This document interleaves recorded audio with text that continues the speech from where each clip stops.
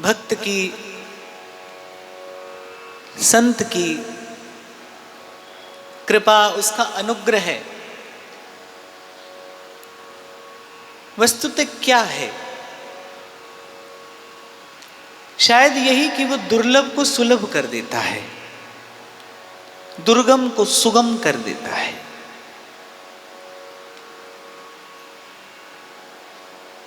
वो जिस मार्ग से चलता है वो मार्ग भक्ति का पथ हो जाता है। फिर उसके पीछे पीछे उसके पद चिन्हों का अनुसरण करते हुए जाने कितने जीव भव से पार हो जाते हैं।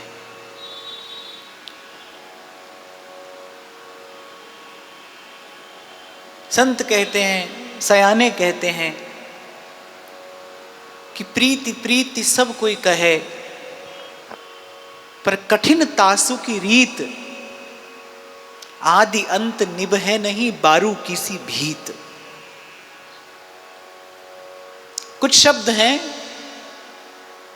कह देने में कुछ पल लगते हैं, निभाने में पूरा जीवन लगता है, और तो भी निभाना सरल नहीं होता, बड़ा कठिन होता है। और कम से कम यदि प्रेम की बात की जाए तो ये भाव तो ऐसा ही है, कह देना बड़ा सरल है पर निभा देना बड़ा कठिन है। और मीरा तो कहती है कि मैंने लगाई है प्रभु आप निभाना, मैंने तो लगा ली पर निभाने में आप समर्थ हैं। जीव लगा सकता है, आप निभा सकते हैं, आप निभाने में समर्थ है। तो सांवरा मारी प्रीत निभाजो जी, और अवगुण मारा बिसराजो जी।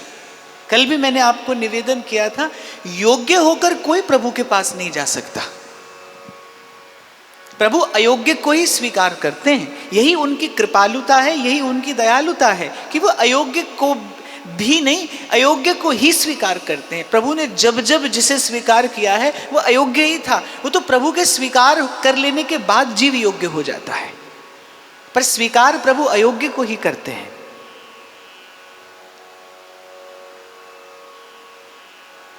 तो वो प्रेम का मार्ग जो सबके लिए दुर्गम, सबके लिए दुर्लभ है, गोपांगनाओं ने उस प्रीति की रीति को प्रकट भी किया और उस प्रेम के भाव का निर्वाह करके अस्मदादि जीवों के लिए भी एक मार्ग बना दिया कि उस पर चलकर, उनके पद चिन्हों का अनुसरण करते हुए उस मार्ग पर चलकर कोई कृष्ण के पाद पद्मों के निकट पहुंच सकता है। विगत कुछ दिनों से श्री जी की अपार कृपा से हम इस पावन पवित्र शरद ऋतु में इस महारास के इस अत्यंत सुंदर और मधुर प्रसंग का चिंतन कर रहे हैं। और मैं जब इस वाणी का दर्शन करता हूं और अब कर रहा हूं तो पाता हूं कि जैसे एक जल प्रवाह में कहां कहां भंवर पड़ते हैं, जहां जल गहरा होता है वहां पर भंवर पड़ता है, ऐसे ही इन रसिकों की वाणी के इस भाव प्रवाह में भी पग पग पर भंवर पड़ते हैं। अद्भुत से अद्भुत भाव इन रसिकों की वाणी के चिंतन से प्रकट हो ही रहे हैं। आप और मैं सब उसका दर्शन आस्वादन कर रहे हैं। तो नंददास जी ले पहुंचे हैं हमें उस यमुना के तट पर, जहां गोपियों ने श्री कृष्ण को पुकारना आरंभ किया है। पहले श्री कृष्ण ने पुकारा, इसीलिए ये रास लीला विशेष है, ये विशिष्ट है। क्यों? क्योंकि इसमें प्रभु ने पुकारा है। श्री कृष्ण ने पुकारा, आ गई गोपांगनाएं। थोड़ी श्री कृष्ण ने परीक्षा ली कि क्या ये वस्तुतः उस प्रेम रस के लिए, उस परम रस के पान के लिए तैयार हैं, क्या ये परिपक्व हैं?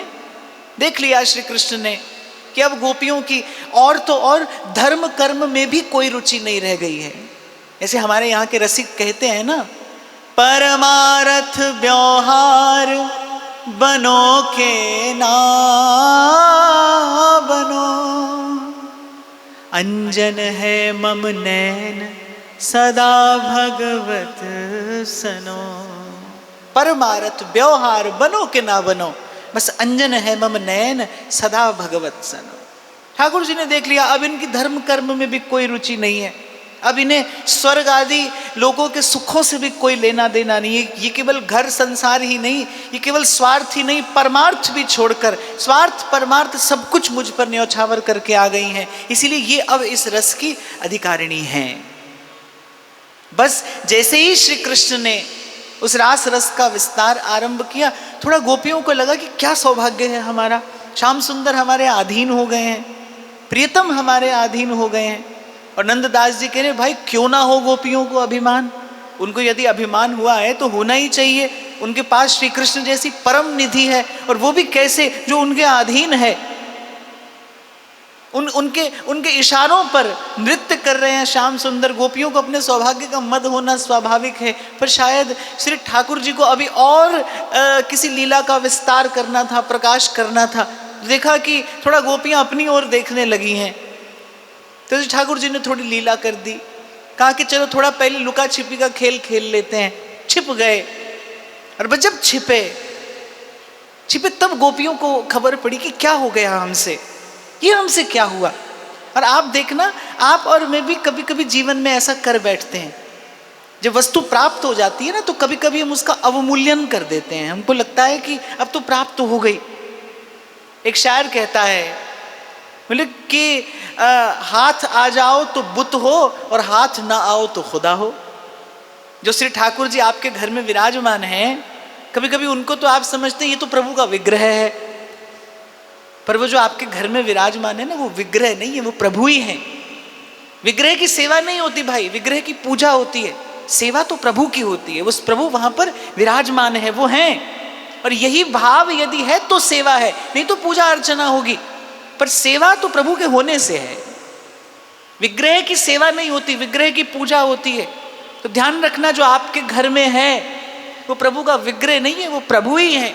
विग्रह मानकर सेवा नहीं करना, प्रभु मानकर सेवा करना। आत्मवत सेवा, आत्मवत सेवा।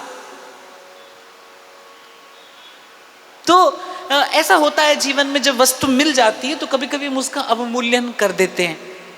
पर नंददास जी स्पष्ट करते हैं कि श्री कृष्ण क्यों छुपे, प्रेम पुंज वर्धन कारण ब्रजराज कुंवर पिए। केवल गोपांगनाओं के प्रेम की अभिवृद्धि के लिए, या फिर कह लो कि श्री कृष्ण जानते हैं कि मैं इन्हें परम रस पिलाने जा रहा हूं, तो इनकी प्यास थोड़ी और बढ़ जाए। जैसे कभी आप देखो, बहुत प्यास लगी हो, कभी जेठ के महीने में जब बड़ी तीव्र पिपासा हो, बड़ी तेज प्यास लगी हो, तो वो ठंडा शीतल जल आपको अमृत के समान लगता है। जब बड़ी प्यास होती है तो वो ठंडा शीतल जल अमृत के समान लगता है। इसलिए मैं बार बार आपको कहता हूं, सुख कहीं बाहर नहीं है, किसी वस्तु में नहीं है, अपने भीतर है। सुख का कारण आपके भीतर है, सुख का स्रोत आपके भीतर है, सुख का मूल भी आपके भीतर है, सुख का कारण भी आपके भीतर है। इसलिए बाहर वस्तु या व्यक्ति या व्यवस्था में सुख मत खोजिए। भूख के साथ भोजन का सुख है, प्यास के साथ जल का सुख है।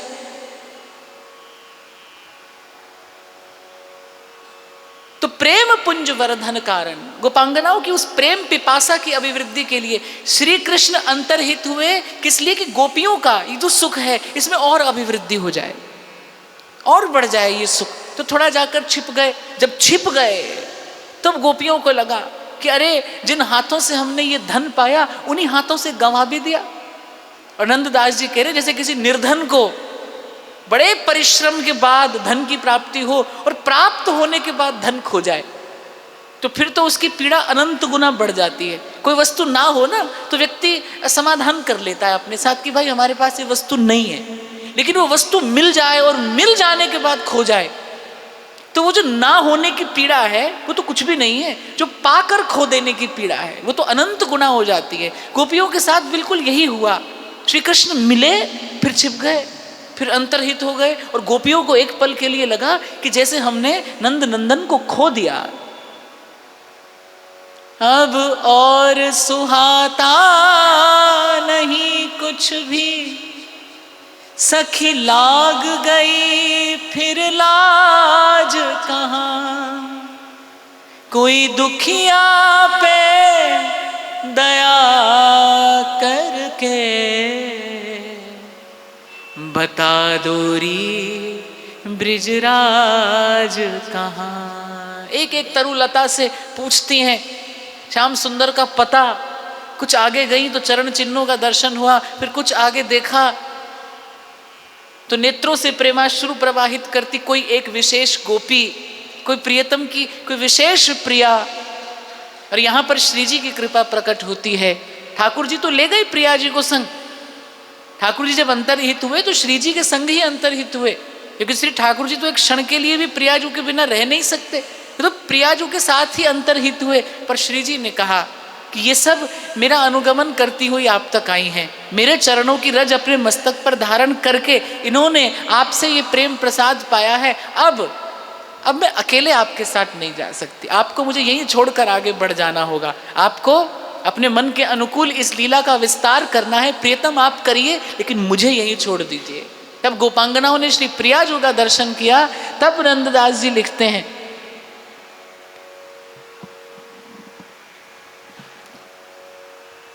धाय भजन भुरलई सबन ले ले मुरलाई, मनो महानिधि खोई मध्य निधि आधि पाई। कि वो जो महानिधि खोई थी, गोपियों का धन क्या है? युगल के चरण।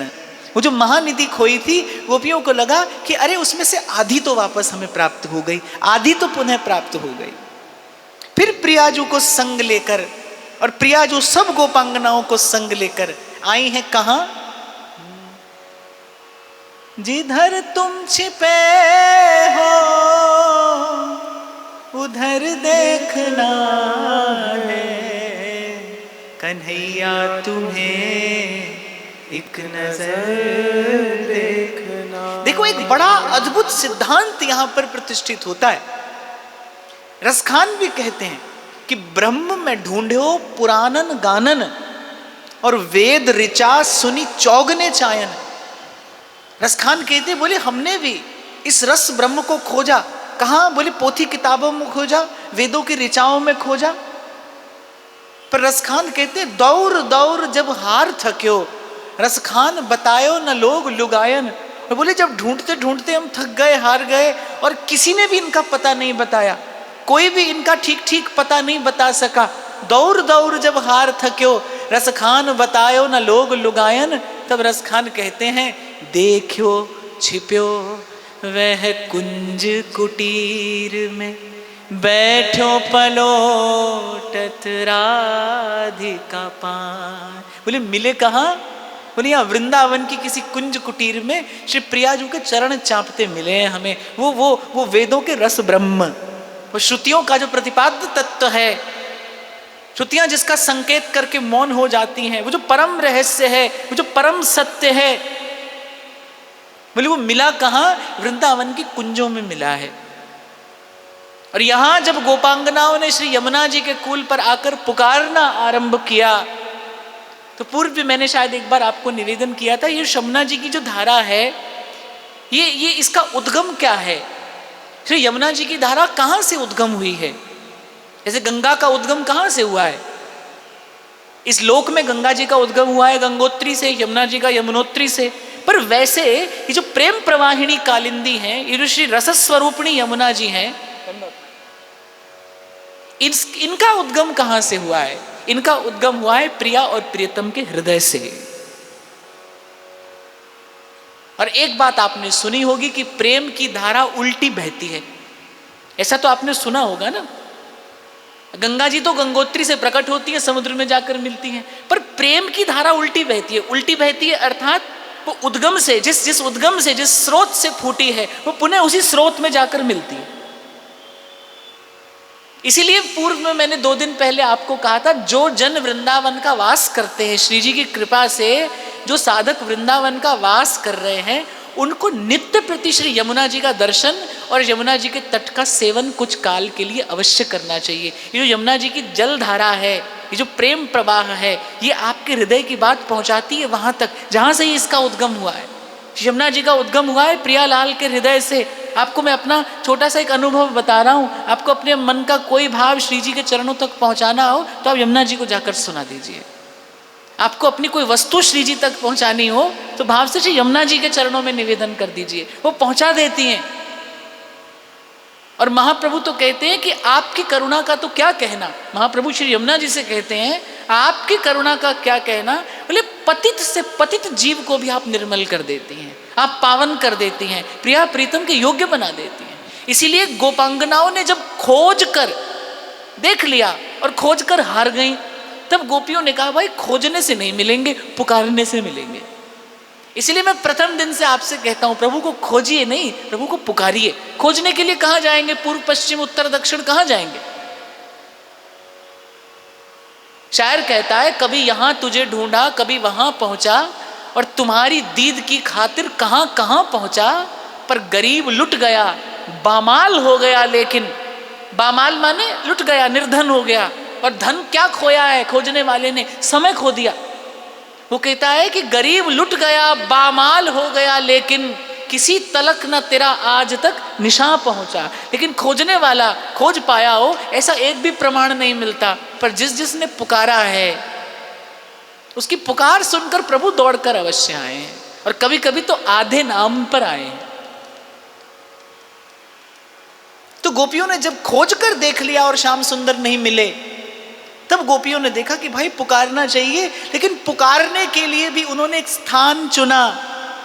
तिहिले तहत अहुर बहुर जमुना तट आई, नंद नंदन जगबंदन पिय जहां लाड़ लड़ाई। पुकारने के लिए भी स्थान कौन सा चुना, यमुना जी का किनारा। तो वे भाई देखो, इसको भाई कोई भले कोई पक्षपात कहे और भले कुछ और। महाराज जी एक बार मैं काशी में कथा कह रहा था, अब भाई हम तो वृंदावन का ही यश गाते हैं जहां भी जाएं, और इसके अलावा हमको कुछ और आता भी नहीं।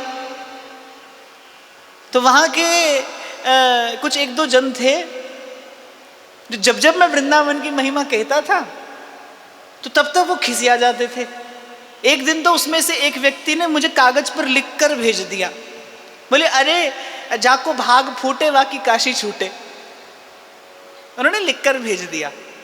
तो मैंने कहा अब जहां आप रहते हैं वहां के प्रति ऐसा भाव और ऐसी अनन्यता होना बहुत अच्छी बात है। मैंने कहा लेकिन जैसे आपको अपने इस धाम के प्रति प्रेम है, मैंने कहा ऐसे ही हम भी भाई जीव वृंदावन के हैं। प्रारब्ध वशात पहुंच कहीं भी जाएं, लेकिन आती हमें एक ही बात है, जय जय वृंदावन वृंदावन वृंदावन। और भाई ये तो शास्त्र सम्मत बात भी है, और भक्तों का अनुभव भी है, संतों की वाणी भी है, और वेदों और की रुचि श्रुतियां भी प्रमाण देती हैं कि वो जो रस ब्रह्म है वो यदि कहीं दर्शन का विषय बना है, यद वृंदावन मात्र गोचरम हो, इसको तो मुझे लगता है सबको स्वीकार करना ही पड़ेगा। प्रेम तो यहीं पर प्रकट है। ध्रुवदास जी कह रहे 3 लोक 14 भुवन, प्रेम कहूं ध्रुव नाई, जगमग रयो जड़ावसो श्री वृंदावन माई, श्री वृंदावन माई। तो खोजना नहीं, पुकारना, और पुकारना भी कहां, जिधर तुम छिपे हो उधर देखना है। एक बूढ़ी माई थी, कुछ खोज रही थी अपने घर के आंगन में। 2, 4, 6 घंटा हो गए खोजते खोजते, बेचारी खोज ही रही है। एक बालक देख रहा था, उसको दया आ गई, बोला मैं जाकर थोड़ी सहायता करूं। बोले माता मैं 2-4 घंटे से देख रहा हूं तुम कुछ खोज रही हो, क्या खो गया। बोले बेटा मेरी एक सुई खो गई है। कहाँ गिरी थी। बोली भीतर। तो उस युवक ने कहा अरे भीतर गिरी थी, बाहर क्यों खोजती हो। बोले भीतर अंधेरा है, बाहर उजाला है तो सोचा बाहर खोज लूं। वो युवक हंसने लगा, बोले बड़ी भोली है, चाहे अंधेरा हो या प्रकाश, पर वस्तु तो जहां है वहीं पर मिलेगी। तो ऐसे ही हरि व्यापक सर्वत्र समाना, मेरी बात को अन्यथा मत लेना। भगवत दर्शन तो संसार के किसी भी कोने में भगवत इच्छा से हो सकता है। भगवत दर्शन होना एक बात है, लेकिन जो प्रभु के चरणों की निष्काम प्रीति है वो वृंदावन का ही प्रसाद है भाई। इसको सबको स्वीकार करना पड़ेगा। जिसने पाई है इसी द्वार से पाई है। वो जो निष्काम प्रीति है वो तो वृंदावन धाम का ही प्रसाद है। वो यहाँ की रज ही प्रदान करने में समर्थ है। तिहिले तहत अहुरी बहुरी जमुना तट आई, नंद नंदन जगवंदन पिए जहाँ लाड़ लड़ा। और यहाँ पर गोपी विश्लेष नामक द्वितीय अध्याय को श्री नंददास जी विराम देते हैं। तीसरा अध्याय जिसे गोपी गीत कहा जाता है। कहन लगी अहो कुंवर कान्ह प्रगटे ब्रज जब ते, अवधि भूत इंदिरा अलंकृत है रही तब ते, जयति तेधिकम जन्मना ब्रज शयत इंदिरा शश्वदत्र ही। गोपियां कहने लगी कि हे प्यारे श्याम सुंदर, जब से आप ब्रज में प्रकटे हैं, यहाँ के रजकण में आपकी प्रिया, आपके चरण कमलों की अनुरागिनी लक्ष्मी जी ने अपना स्थायी निवास बना लिया है। आपके इस ब्रजधाम में प्रकट होने से इस ब्रजधाम की शोभा, इस ब्रजधाम की सुषमा, इस ब्रजधाम की महिमा, इस ब्रजधाम की गरिमा वैकुंठ से भी कहीं अधिक हो गई है।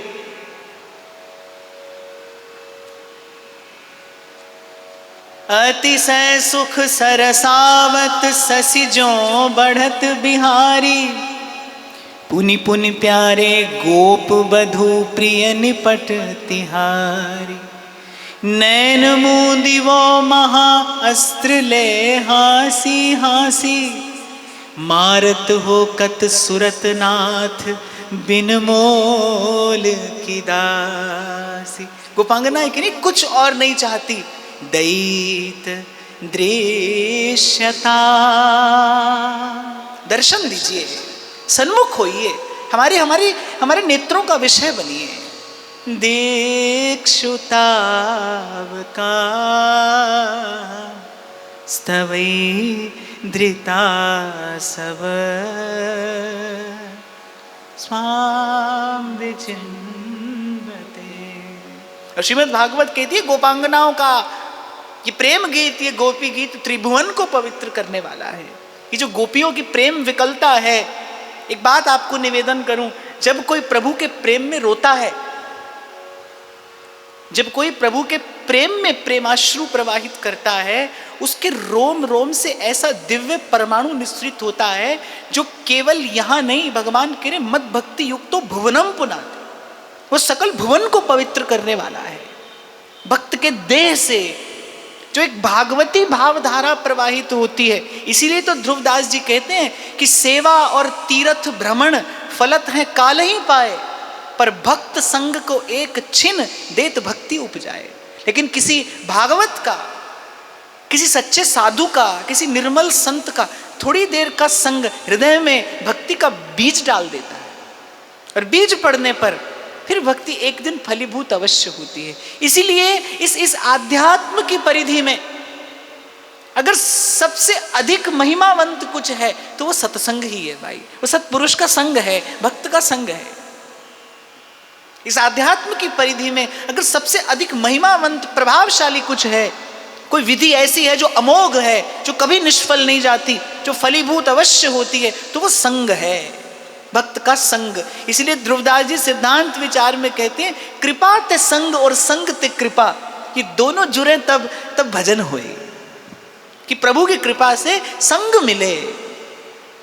ये जीवन का पौधा है, इसको अनुकूल वातावरण मिले तभी तो इस पर सुंदर फल फूल आते हैं। नहीं तो कभी कभी आप देखो किसी का जीवन कांटों से भरा होता है, उसके वचन कठोर हैं, उसका व्यवहार कठोर है। ये कांटों से भरा एक वृक्ष नहीं है तो क्या है? संत भी कहते बोले अरे बड़ा हुआ तो क्या हुआ, जैसे पेड़ खजूर, पंथी को छाया नहीं और फल लागे अति दूर। इसलिए मैं प्रसंग आया है तो आपको निवेदन करता हुआ आगे बढ़ूंगा, क्योंकि आज मुझे अगला अध्याय भी पूरा करना है कि बस प्रयास यही करना आपका जीवन किसी के लिए सुखदायी हो, आपका जीवन किसी के लिए सुख का साधक बने, किसी के सहयोगी बने, आप किसी के लिए उपयोगी हो। आप जीवन की उपयोगिता यही है भाई, नहीं तो खाना पीना सोना तो पशु भी करता है, और मैं कई बार कहता हूँ वो बिना चिंता के करता है। पशु छल कपट भी नहीं करता, मनुष्य तो वो भी करता है। पशु को चिंता भी नहीं है, वो छल कपट भी नहीं करता है। चिंता इसलिए नहीं क्योंकि उसके पास बुद्धि नहीं है, पर खाना पीना सोना ये तो पशुवत व्यवहार है। जीवन उपयोगी बने, किसी के लिए सार्थक हो जीवन, आप किसी के सुख का साधन कर सकें, किसी के लिए साधक बन सकें, आप ऐसा जीवन हो। तो क्या कह रहा था मैं अभी इससे पहले? हाँ, महिमा सत्संग की है। आप और मैं गा देते हैं, नित्य प्रति गाते हैं, कभी कभी सत्संग में कह सुन भी लेते हैं, पर मैं आपको कहूंगा कभी इस सिद्धांत का आप एकांत में बैठकर विचार करना। महाप्रभु प्रिया प्रीतम का दर्शन करते हुए आप और मैं राधा वल्लभ लाल का दर्शन करते हैं, वो कुछ और है, पर जब महाप्रभु निहारते हैं राधा वल्लभ लाल की ओर, वो कुछ और है। प्रिया लाल का दर्शन करते हुए महाप्रभु कह रहे हैं कि भक्ति कर दीप प्रेम कर बाती साधु संगति करूं दिन रात। और रामचरितमानस में महादेव का वाक्य है, बार बार वर मांगी हूं हर्ष देहु श्रीरंग पद सरोज अनपायनी भक्ति सदा सतसंग, सदा सतसंग। इसका बड़ा गंभीर अर्थ है। कभी आपको मुझे विचार करना चाहिए, एकांत में बैठकर चिंतन करना चाहिए कि ऐसे ऐसे सिद्ध कोटि के, भगवत कोटि के जो जन हैं, वो भी प्रभु से याचना करें, प्रभु प्रसन्न होइए और हमें सदा सत्संग में रखिए, सत्संग मिलता रहे।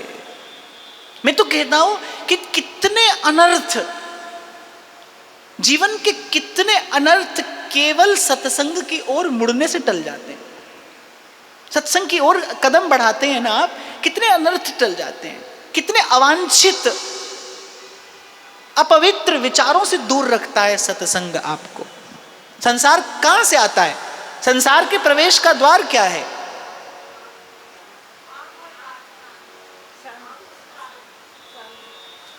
आंख कान संग। चलो थोड़ा थोड़ा आप भी सही बता रहे हो, थोड़ा मैं भी बताता हूं। संसार के प्रवेश का द्वार है विचार। विचार से संसार प्रवेश करता है। ये जो मन ताना बाना बुनता रहता है ना संसार का, यहीं से विचार प्रवेश करता है। वो विचार फिर इच्छा बनता है, इच्छा संकल्प का रूप ले लेती है समय पाकर, और उस संकल्प की पूर्ति में आप ये अमूल्य जीवन लगा देते हैं। यही प्रक्रिया जन्मों से आप और मैं करते आए हैं। विचार से संसार प्रवेश करता है। सत्संग की ओर केवल मुड़ जाने से, सत्संग की ओर केवल उन्मुख हो जाने से आप जीवन के कितने अनर्थों से, अवांछित अपवित्र विचारों से दूर हो जाते हैं। असाधन से बचाता है सत्संग। इसलिए कहते हुए आगे बढ़ेंगे, बार बार वर मांगी हो हर्ष देहु श्रीरंग पद सरोज अनपायनी भक्ति सदा सत्संग, भक्ति सदा सत्संग।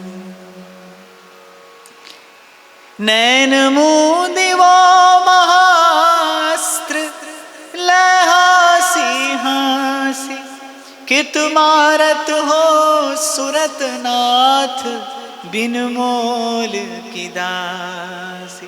गोपी कहती है कि हम कौन हैं? श्री ठाकुर जी ने पहले पूछा, कौन हो भाई, क्यों दर्शन दें तुम्हें? अच्छा, ठाकुर जी केवल बाहर से अंतरित हुए, गोपी के हृदय में विराजमान है। वो जब गोपी ने अश्रुपूरित नेत्रों से प्रियतम को पुकारना आरंभ किया, तत्काल हृदय में बैठे वो नंद नंदन श्याम सुंदर उत्तर देने लगे। तो जब गोपी ने कहा ना, दर्शन दीजिए दैत दृश्यताम दिक्षु तावका, तो श्री ठाकुर जी ने कहा, भाई कौन हो, क्यों दर्शन दें? पता पूछा, कौन हो? आपके भी द्वार पर कोई आता है, आप पहले पूछते हैं ना, भाई कौन है, तभी तो द्वार खोलते हैं। ठाकुर जी ने कहा, भाई हम भी अपना ये द्वार खोले, पहले पूछ तो ने कौन है। अच्छा, ये क्यों पूछा ठाकुर जी ने? ये देखने के लिए कि कहीं गोपी का देहाध्यास अभी रह तो नहीं गया। क्या परिचय देती है गोपी अपना? तो ही एक शब्द कहा गोपी ने। श्री कृष्ण ने पूछा कौन, और गोपी ने कहा तुम्हारी, और कोई परिचय नहीं है हमारा, हम आपकी हैं। सुरत नाथ ते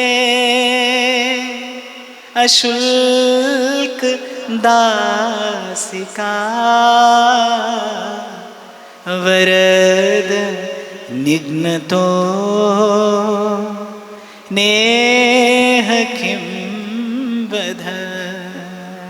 कहते, गोपी कहती है कि अरे कब कब आपने हमारी रक्षा की, और आज इस प्रकार प्रेम की वेदी पर हमें बुलाकर हमारा वध करना उचित है। हम तो आपकी बिना मोल की दासी हैं, अर्थात आप हमारी ओर देखिए तब भी हम आपकी हैं, न देखिए तब भी हम आपकी हैं। ये जीवन है तब भी हम आपकी हैं, जीवन ना रहे तब भी हमारा उद्देश्य, हमारा लक्ष्य केवल केवल और केवल आप ही हैं। इसीलिए कत मारत हो सुरतनाथ बिन मोल की दासी। और हम बिना मोल की दासियों का इस प्रकार इस प्रेम वेदी पर वध करने से क्या हाथ लगेगा आपको, क्या आपका कोई यश होगा? फिर गोपी स्मरण कराती है, विषते जलते व्याल अनलते दामिनी झरते, क्यों राखी नहीं मरण दई नागर नग धरते। कैसी कैसी विपदा ब्रज पर आई और आपने सदा हमारी रक्षा की। स्मरण कराया गोपी ने, जब तेरे गोकुल पे भीड़ पड़ी भारी, धर लिया गोवर्धन तूने हो गया गिरधार। कब कब आपने हमारी रक्षा की, कैसे कैसे विपदाएं आई, कैसे कैसे असुरों ने ब्रज पर प्रहार किया, ब्रज में प्रवेश करना चाहा, पर आपने सदा सर्वकाल हमें अपना निजजन जानकर मानकर हमारी रक्षा की है। क्यों राखी? गोपी कहती है, अरे तभी हमें मर जाने दिया होता, आज ये दुख तो न देखना पड़ता। ये जो आपको पाकर खो देने की पीड़ा है, हमें ये तो न सहनी पड़ती। जनु जसुधा ते प्रगट भय पियतीत राने, विश्व कुशल कारण विधना बिनती करियान।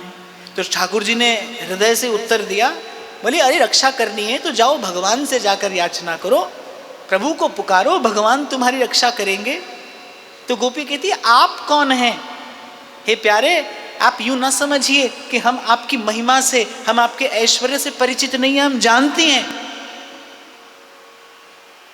हम जानती हैं आप कौन है। आप केवल यशोदा के नंदन नहीं हैं, आप केवल नंद नंदन नहीं हैं, आप सर्व अंतर्यामी हैं, आप सर्व कारण हैं, आप सर्वशेषी हैं, आप सर्वात्मा हैं, आप जगन्नाथ हैं। हम जानती हैं आप कौन हैं। इसीलिए, और आपको पाकर किसी अन्य के द्वार पर जाना, इससे बड़ी मूढ़ता और क्या होगी। इसलिए अब जीवन दान दीजिए या नहीं, आप हमें ये प्रेम का दान करिए अथवा सर्वथा अस्वीकार कर दीजिए। पर तुम आशा विश्वास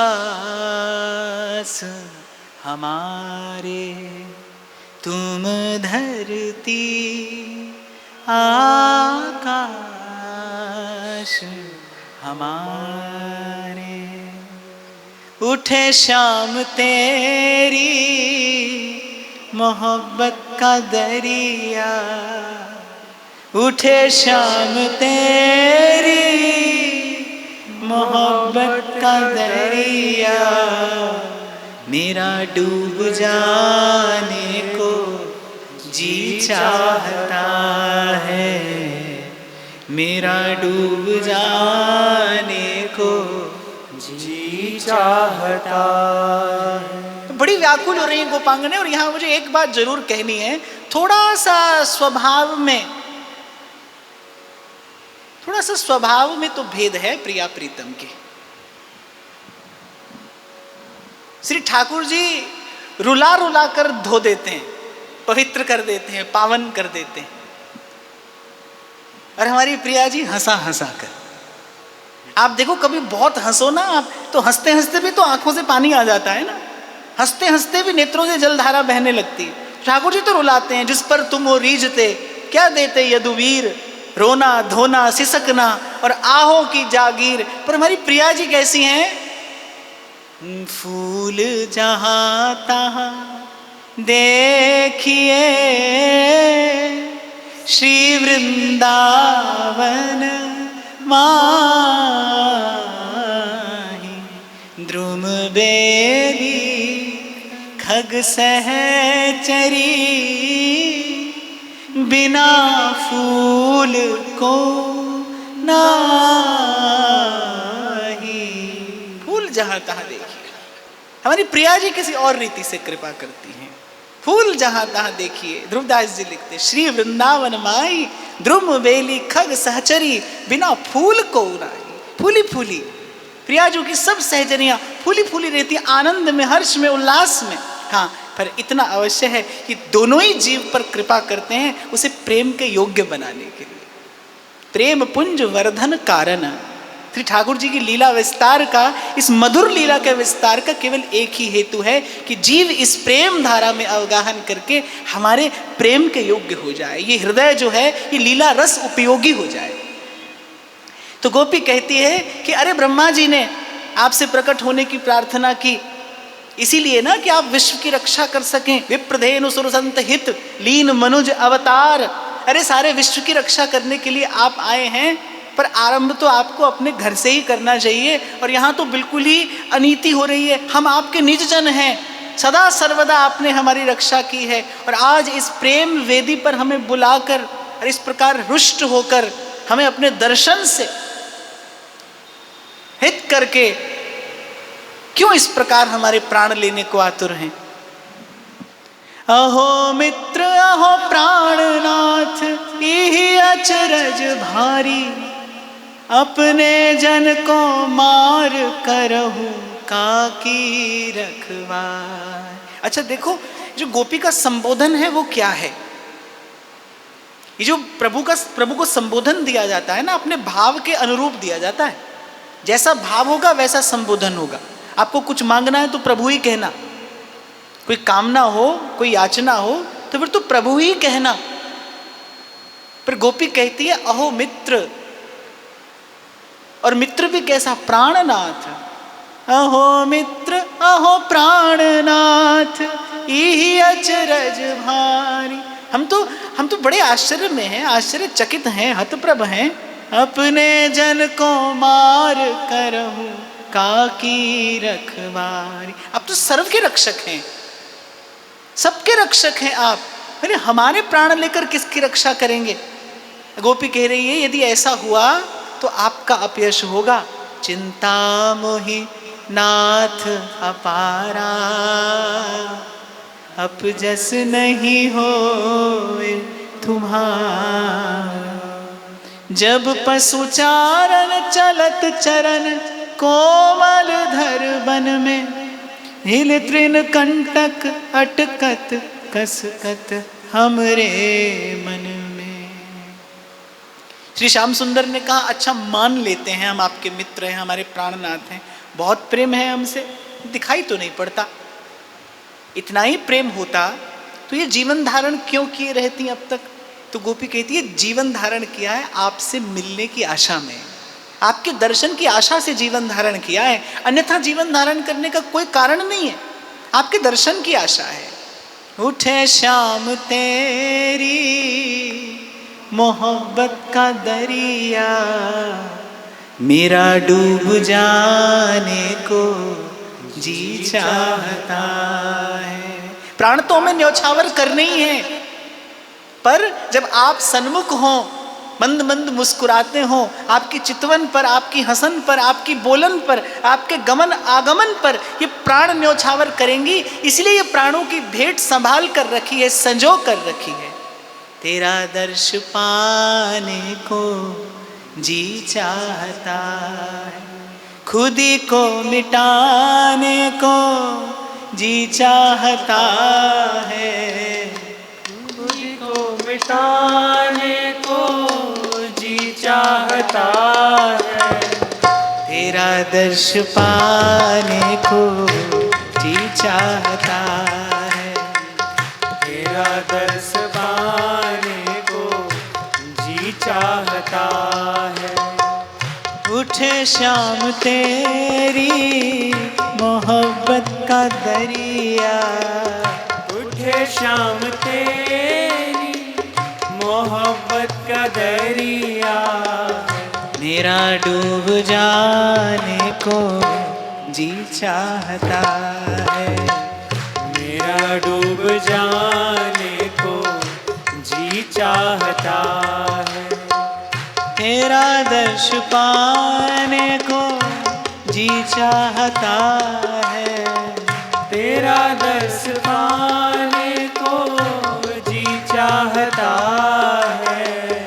खुदी को मिटाने को जी चाहता है। खुदी को मिटाने को जी चाहता है। और गोपी कहती है, पूछते तो आप ऐसे हैं जैसे आप हमारे हृदय के भाव से सर्वथा अपरिचित हों। भूल गए जब आप गोचारण के लिए वन में जाया करते थे, पादुका आप धारण करते नहीं थे, और वो वन के कंटक आदि, यद्यपि वृंदावन की अवनी सर्वथा अनुकूल कर लेती है स्वयं को, माखन से भी कोमल वृंदावन की भूमि है, पर गोपी अपने भाव से कह रही है। वो नन्हा सा कांटा यदि कभी आपके चरण कमल में चुभता था, तो कांटा आपके चरण में चुभता था, कसकता हमारे हृदय में था, उसकी पीड़ा हमारे हृदय में होती थी। अर्थात आपका और हमारा हृदय एक है, और आप हमसे आज ये प्रश्न पूछ रहे हैं जैसे हमारे हृदय से सर्वथा अपरिचित हो। आप तो एकदम अनजान से बने हैं, आप तो बिल्कुल अनजान से हैं हमारे से, तभी तो ऐसे ऐसे प्रश्न हमसे पूछते हैं।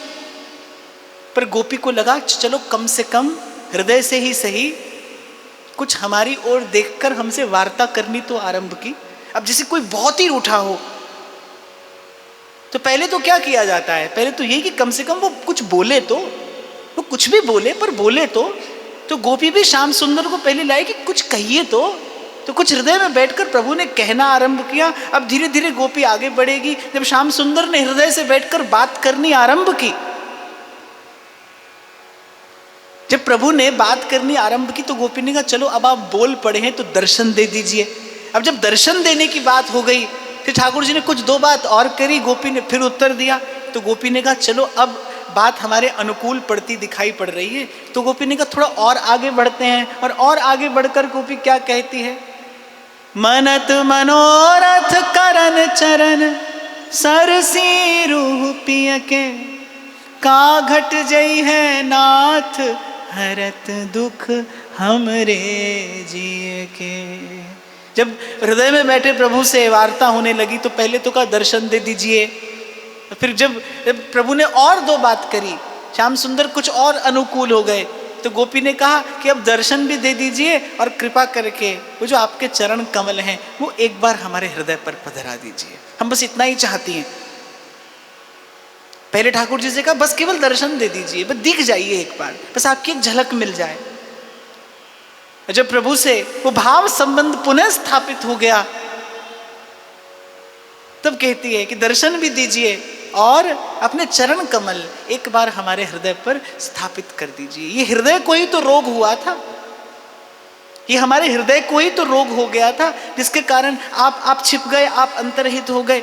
इस हृदय का रोग दूर करने के लिए कोई और औषधि नहीं है, आपके चरण कमल ही हैं, आपके चरण कमल ही हैं, इन्हें हमारे हृदय पर पधरा दीजिए।